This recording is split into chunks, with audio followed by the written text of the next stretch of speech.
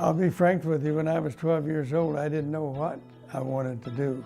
Then when they started this scout troop and I was one of the charter members,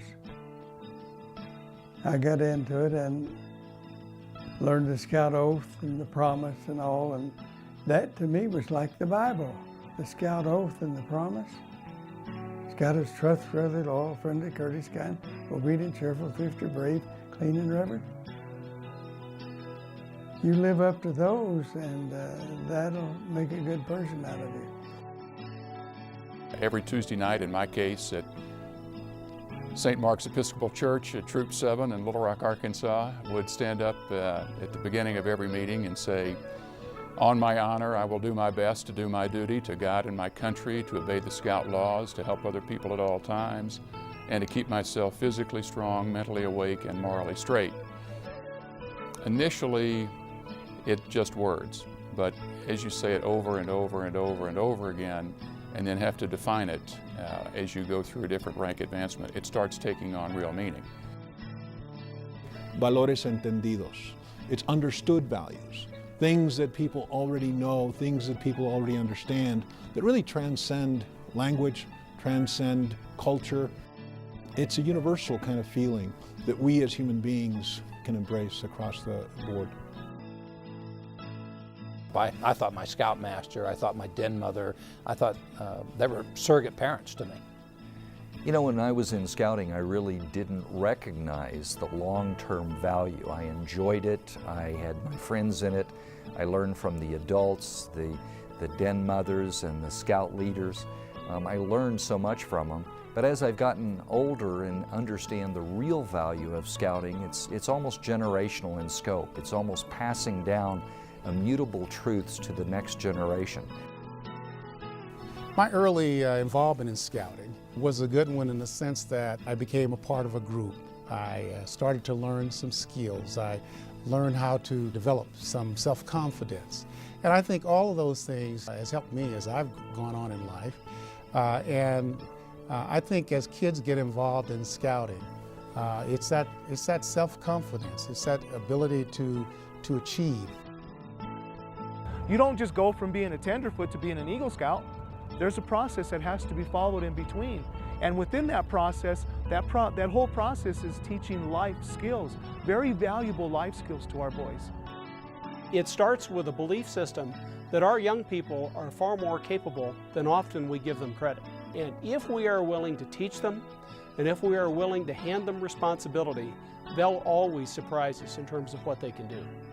I've been doing it now off and on for the last 30 years. And honestly, I don't see that much difference between youth then and youth now. The children see the fun. The children see the fellowship that other children and all the activities that are behind that. Scouting relies on the outdoors, camping experiences, opportunities to plan and lead and work with teammates to achieve and survive. And those are fundamental skills that serve an individual for a lifetime. As far as I'm concerned, it's the best boys organization in the whole world to teach young boys how to live a decent life and how to achieve things and how to amount to something.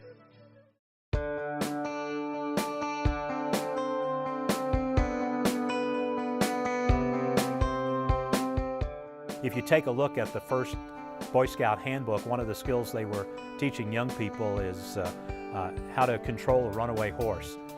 Quite frankly, in Denver, that's not something we have to worry about too much anymore. Now we're teaching young people how to safely get involved in things that are on the internet. Clearly the internet's going to have an extraordinary impact. I mean, it's what the kids today live and breathe by. So the leadership of scouting needs to be tuned into the technological and innovative changes that the internet and everything that's spawning from that are bringing. One of the things that we are looking at is do a cyber troop. Half the kids are from the Moscow area and half of them are from the Denver area.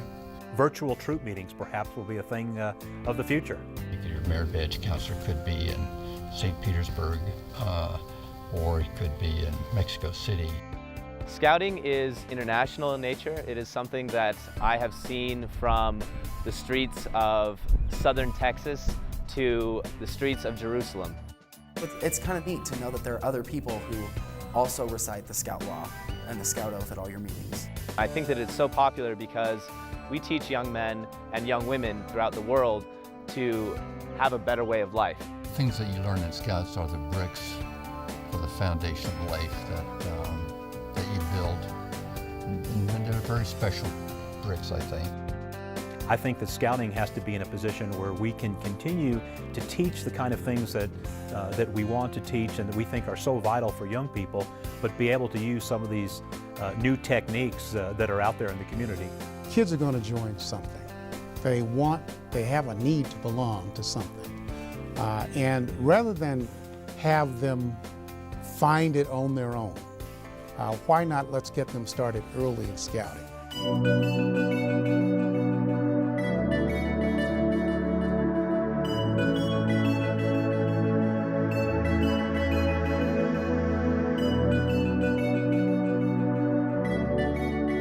I'm one of the millions of guys who really benefited from having Scouting as a major part of my growing up. To me, Scouting was more about being a team member and being accepted as an equal than it was almost anything else. Scouting is enormously relevant right now. Scouting has always been enormously relevant.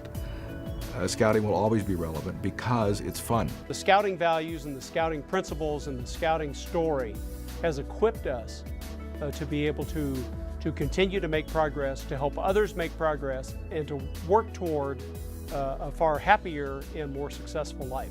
And it gives them this knowledge of truth of where things can be. And that's what Scouting does, is it tells them where they can be if they just follow the simple principles of Scouting. If you give someone a fish, they'll eat for a day. If you teach them how to fish, they'll eat for a lifetime. Scouting is teaching young people how to fish in terms of their moral character, their skills, their abilities, their ability to work with others. That's worth a lifetime. But I would think 100 years from now, the principles will not change. Fairness, leadership, thoughtfulness, service, those are timeless values. The old adage, you know, it takes a community.